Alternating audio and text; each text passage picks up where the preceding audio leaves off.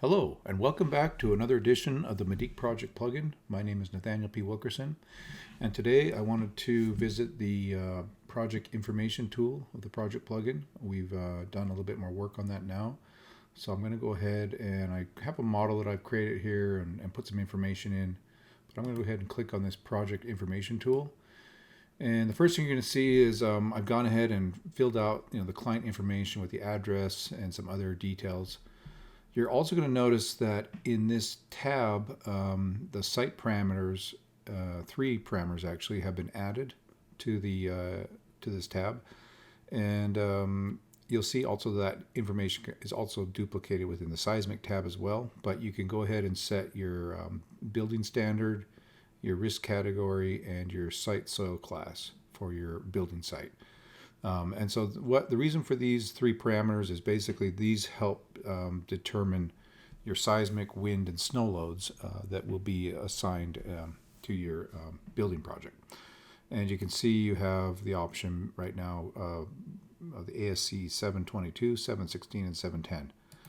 I may or may not add in some additional ones, like for the IBC, some of the older building standards, but for now, those are the 3 that we have. Again, 1, 2, 3, 4 for the risk category, pretty basic. Most buildings, residential buildings, of course, are risk category 2.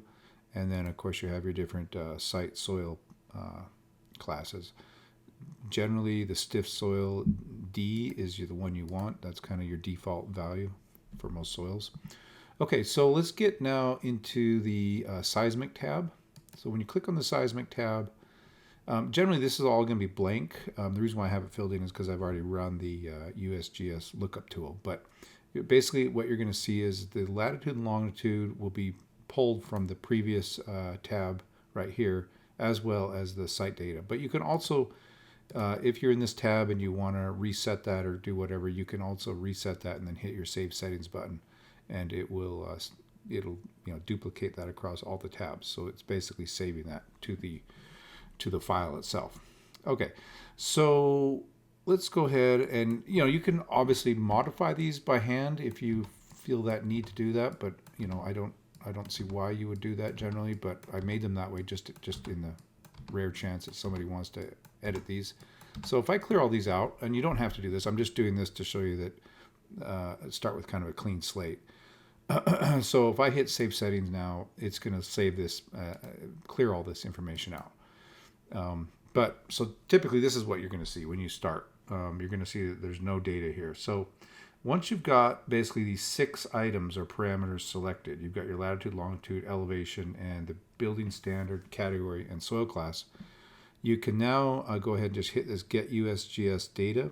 And when you do that, you have to give it sometimes a little bit of time, just depends. It's got to connect to the USGS server. It's going to come with a little warning message. You hit OK. And it's going to go ahead and try to make the connection. And it's actually pulling the USGS data directly from the USGS servers. So this is not coming, from anything on my servers.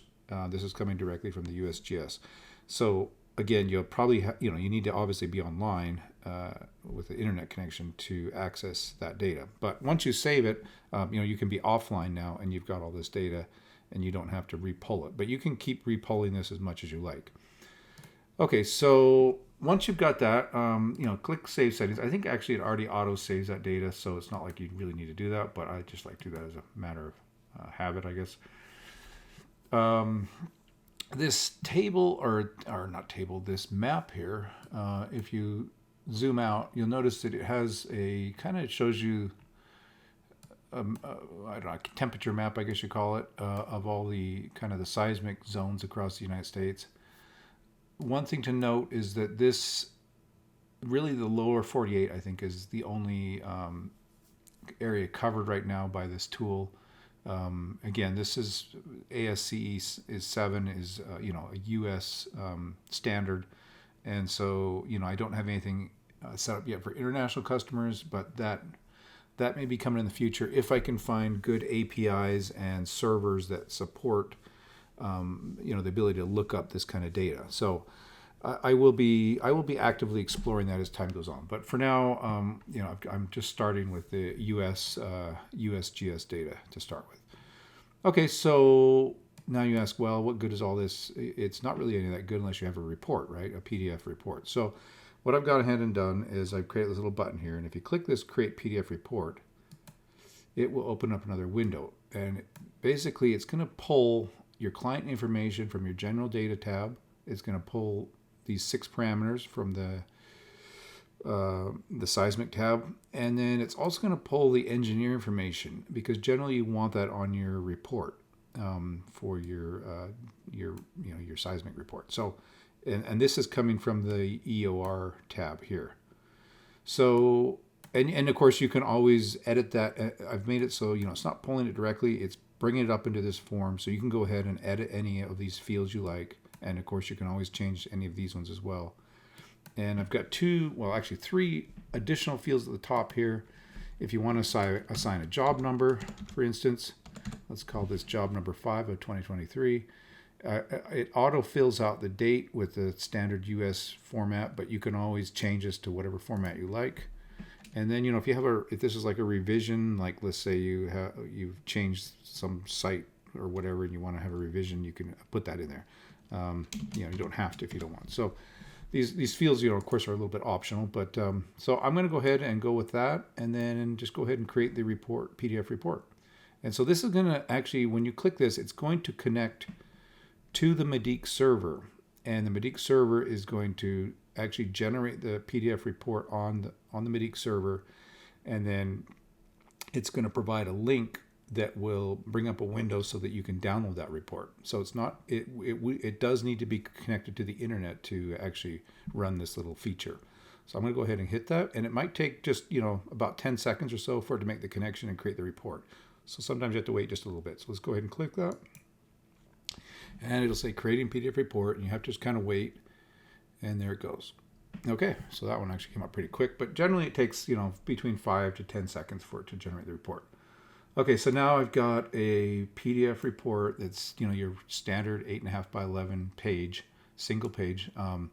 I may add additional stuff like some of the spectrum analysis diagrams that we might add like onto a page 2 of this report. But for now, just the basic information with the map showing the location and all the other pertinent data. So, I think it provides you a fairly basic report, but this is a little bit more convenient.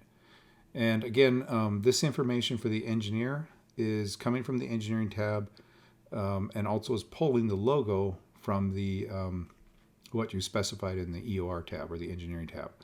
So you can get that all set up for yourself or the engineer that's working on your project. Okay, and then of course, if you would like, go ahead and save that file to your desktop or wherever you want to put it. And that's it. And then if you close that out, it just goes away.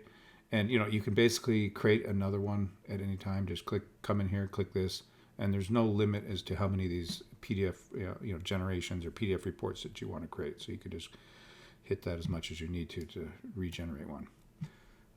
That's pretty much it for this tool, I think. Like I said, there may be a few additional things with that PDF report I may create, like having the spectrum diagrams added to page 2, and also, like I said, I am interested in adding other